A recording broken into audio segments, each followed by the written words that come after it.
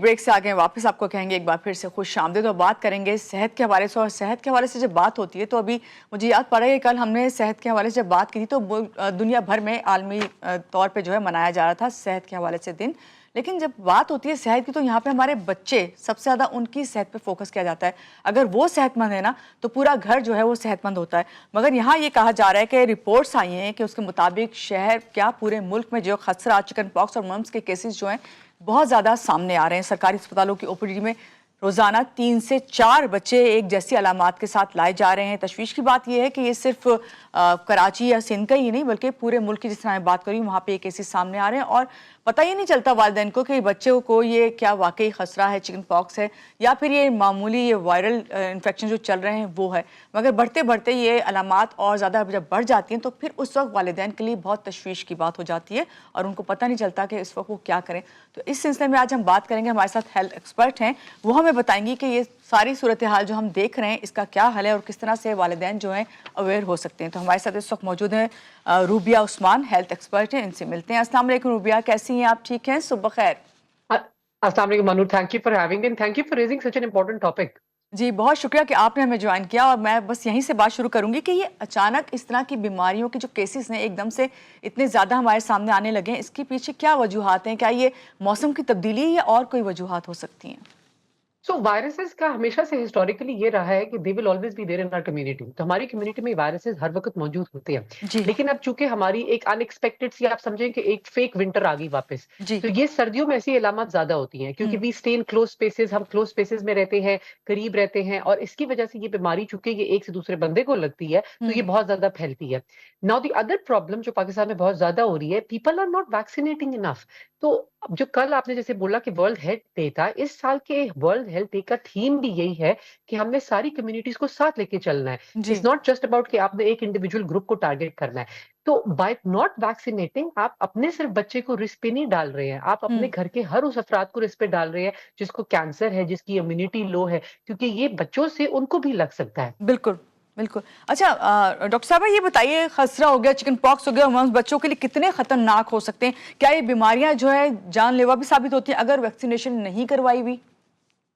So most of the time ये viruses के अल्लाह की तरफ से कुदरत का निजाम है कि देयर सेल्फ लिमिटिंग। उसका मतलब ये होता है कि ये खुद ही अपना ड्यूरेशन पूरा करके हुँ। चले जाते हैं।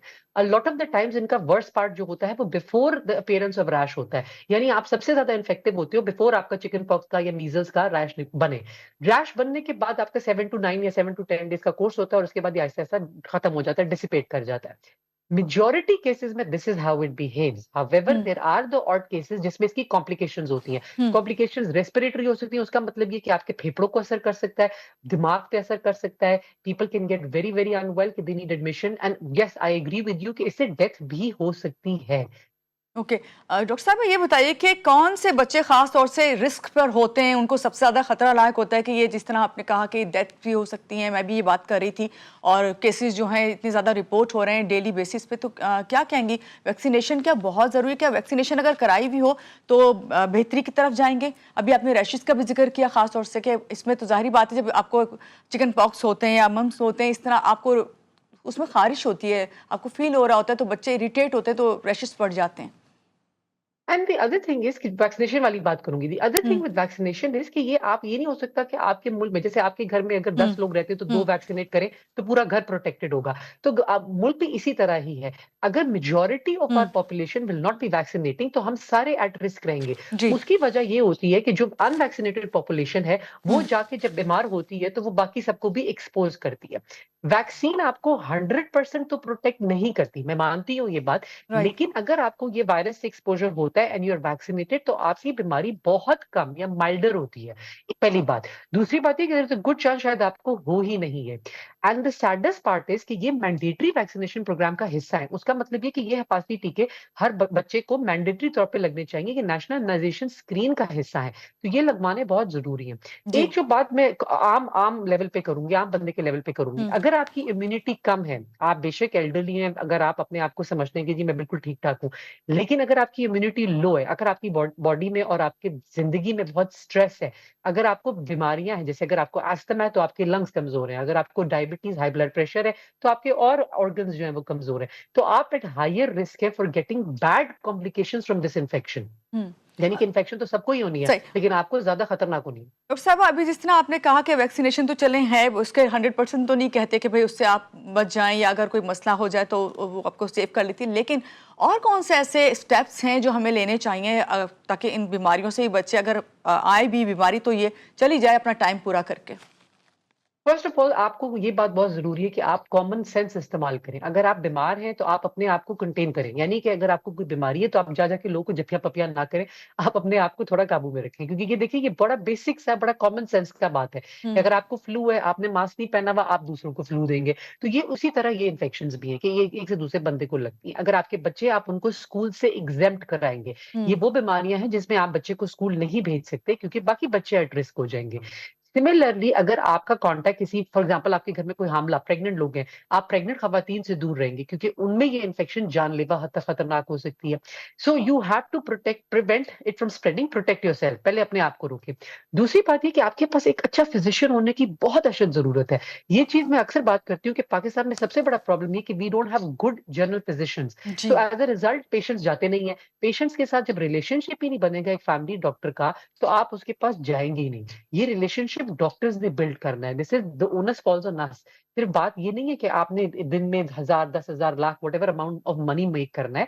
आपने एक कम्युनिटी में एक ऐसा रोल प्ले करना है कि जो लोग अगर आपको सड़क पे भी देखें तो कहेंगे ये मेरा फैमिली डॉक्टर है, और आप पे रिलाई कर सकें, आप पे ट्रस्ट कर सकें। अच्छा फिजिशियन आपको यही एहतियाती तदाबीर भी बताएगा। हाइड्रेशन एक बहुत बड़ी की है, यानी बच्चे को फ्लूइड्स दें। ये जी। बहुत ज़रूरी है। खाने-पीने का, ग़िज़ा का ख़्याल रखें। बुखार हो तो बुखार के लिए अद्वियात दें। सेकेंडरी इन्फेक्शन हो तो उसके लिए दवा दें। So the point being a good physician can change your life. आपने बहुत अच्छी बात कही डॉक्टर साहब। जब आप जीपी की बात कर रही हैं तो यहाँ पे आपने बिल्कुल सही कहा कि आपका रिलेशन ही नहीं होगा जब डॉक्टर से, वो आपको कैसे जानेगा, आपके बारे में उसको पता ही नहीं होगा। आप जाके उसको कोई भी सिम्टम्स बताएंगे, वो उसके मुताबिक उस वक्त आपको जो है प्रिस्क्राइब करके देगा, तो फिर यही मसले आ जाते हैं। अभी थोड़ी सी आपसे इसी पे बात करूंगी कि हमने देखा कि आजकल वायरल बहुत इन्फेक्शन हुए हैं बच्चों को, नज़ला, खांसी, जुकाम। मुझे ये बताइए कौन सी अलामात, अगर ये नज़ला, खांसी, जुकाम या आपका बढ़ जाता है और बुखार ज़्यादा बढ़ जाता है, तो कौन सी अलामात हैं कि जो आपको लगता है कि लोगों को जान लेनी चाहिए, ख़ास तौर से वालिदैन को, माँओं को, कि ये खसरा हो सकता है या ये फिर आप कोई और मज़ीद आपके लिए मुश्किल आ सकती है किसी किस्म तो की वायरस नहीं है? द मोस्ट इम्पोर्टेंट, किसी बीमारी के लिए भी एक रूल ऑफ थंब है। If your hmm. Child is not eating and drinking, अगर वो हुँ। खा पी नहीं रहे हैं, जो कि हुँ। अक्सर होता है, ये इसमें ये नहीं कि आप हर खाना जो बच्चा खा पी नहीं रहा उसमें आप भागते हुए डॉक्टर के पास रोज चले जाए, लेकिन आपकी गट फीलिंग भी आपको बताती है। अगर आपका बच्चा खा पी नहीं रहा, खासतौर पे फ्लूइड इनटेक कम है, वो जी। आपको नैपीज की वेट से पता चलता है। If the nappies are less heavy than half than normal, यानी जो नॉर्मल उनके नैपीज होते हैं, जो जो पी वाले, पिशी वाले नैपी होते हैं, अगर वो लेस देन हाफ है, तो that something dangerous, that means कि आपका बच्चा डिहाइड्रेशन की तरफ जा रहा है। तो पहले इंस्टेंट में तो आप एनकरेज करेंगे उसको फ्लूइड्स देने, यानी कि हुँ। आप उसको कोई ऐसा फ्लूइड दें जो वो पिएगा।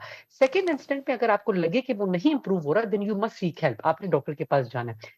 इसी तरह आपका अगर बुखार पैनाडोल को रिस्पॉन्ड नहीं करा, अगर पैरासिटामोल को नहीं रिस्पॉन्ड कर रहा, ये भी खतरे की बात है। फ्लॉपी या ड्राउजी बच्चा, ये खतरे की बात है ऑब्वियसली। अच्छा, एक चीज जो मैंने नोटिस की है, माओ का gut instinct almost always correct होता है। सो आई ऑलवेज जी। Listen to the mothers. अगर मुझे माँ कोई आके बताती है और कहती है कि नहीं, something is not right, I always listen to these cues. ये वो क्यूज हैं जो आपको पेरेंट्स दे रहे हैं कि मेरा बच्चा सही नहीं बिहेव कर रहा, नॉर्मल की तरह नहीं बिहेव कर रहा। This is a very big clue कि something is not right and it has to be investigated further. जी। डॉक्टर रूबिया, बस लास्ट में आपसे ये जानना चाहेंगे, वालिदैन को, ख़ास तौर से माँओं को आप क्या सजेस्ट करेंगी? क्योंकि इस वक्त ये केसेस सामने आ रहे हैं और बढ़े हुए हैं, तो आपने जैसे शुरू में कहा कि बहुत ज़्यादा बच्चों को अपने पास ना करें और उनसे कनेक्ट ना हो, यानी कनेक्शन ना हो। जब जपियाँ वपियाँ आपने जो वर्ड यूज़ किया, एक टिपिकल, ये मुझे बड़ा अच्छा लगता है आपका। तो इससे आप क्लियर समझ आ जाती है कि आप क्या कहना चाह रही हो, कि बच्चों को ज़ाहिर बात है देख के प्यार आता है, बस आप उन्हें गले लगा लें फ़ौरन और अपनी तो सोचते कि इनको। यूटेंसिल्स, हुँ। ज्यादा कॉमन चीज़ है यूटेंसिल शेयरिंग है। एक चीज़ ये बड़ी कॉमन होती है, बच्चा ग्लास उठा के दूसरे बच्चे से फ़ौरन पी लेता है, हुँ। जाके उसको हाथ लगाता है, फिर हाथ खुद चाट लेता है। ये बच्चों की कॉमन आदत है। और ज़मीन पे से चीज़ें उठा-उठा के मुँह में डालते हैं। तो ये चीज़ें प्रिवेंट करने की कोशिश करें। लेकिन the fact of the matter is, जिन माँओं के टॉडलर्स होते हैं, वो बेचारी खुद, उनकी इतनी बजी होती है बेचारियों जी। की, कि उनके पास इतनी हिम्मत ही नहीं होती कि वो कुछ कर पाएँ। As a rule of thumb, आप अपने घर का ख़्याल रखें, अपनी सेहत का ख़्याल रखें और अपने हाउसहोल्ड का ख़्याल रखें। बिल्कुल। Make sure everybody is eating healthy. बिल्कुल, बहुत शुक्रिया डॉक्टर रूबिया उस्मान हमारे साथ ही, जो हमें गाइड करेंगी किस तरह हमने अपने बच्चों की जो है सेहत का ख्याल रखना है, क्योंकि आजकल जो केसेस सामने आ रहे हैं वो बहुत ही ज़्यादा तशवीशनाक है। तो यहाँ पे लेंगे एक छोटी सी ब्रेक और ब्रेक के बाद वापस आते हैं, रहिएगा आप हमारे साथ।